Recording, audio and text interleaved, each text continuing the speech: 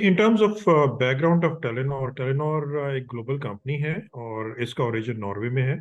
और यूरोप और एशिया के अंदर इसके काफ़ी ऑपरेशंस हैं।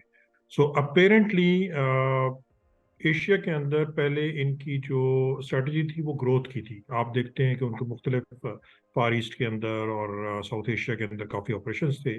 पाकिस्तान में भी 2004 में ये जब ऑक्शन हुई थी दो लाइसेंसेस की, तो उसमें वारद और टेलेनॉर आए थे।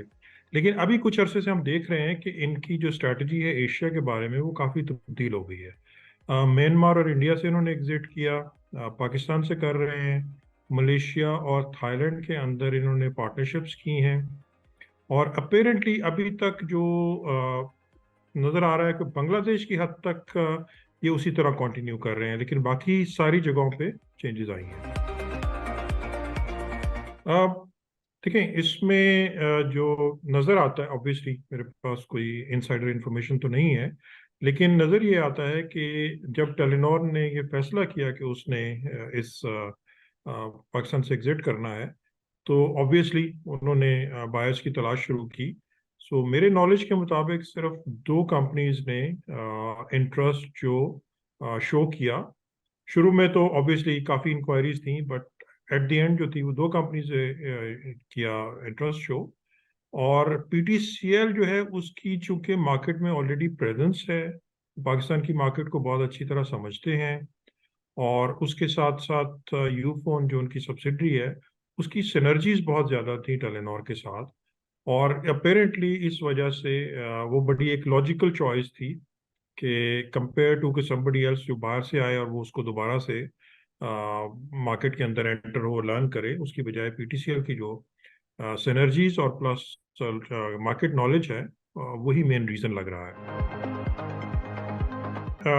मेरे ख्याल में जो रिएक्शन होगा इंडस्ट्री और कंज्यूमर की तरफ से, वो इसको किसी हद तक वेलकम करेंगे।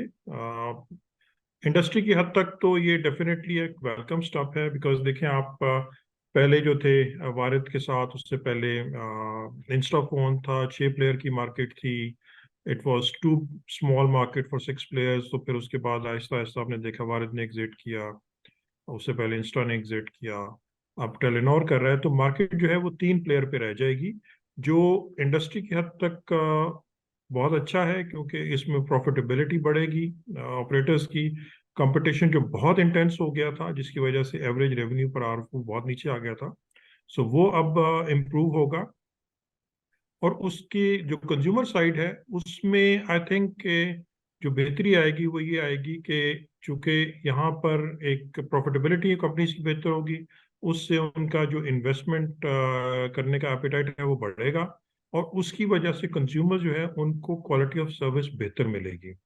अभी क्वालिटी के ऊपर काफ़ी चैलेंजेस हमने देखे हैं, और उसकी मेन वजह यही है कि जहाँ प्रॉफिटेबिलिटी कम होगी वहाँ पे इन्वेस्टमेंट भी कम होगी। सो उस हवाले से आई थिंक इंडस्ट्री जब उसकी हेल्दी सिचुएशन होगी तो वो इन्वेस्ट भी करेंगे नेटवर्क के ऊपर।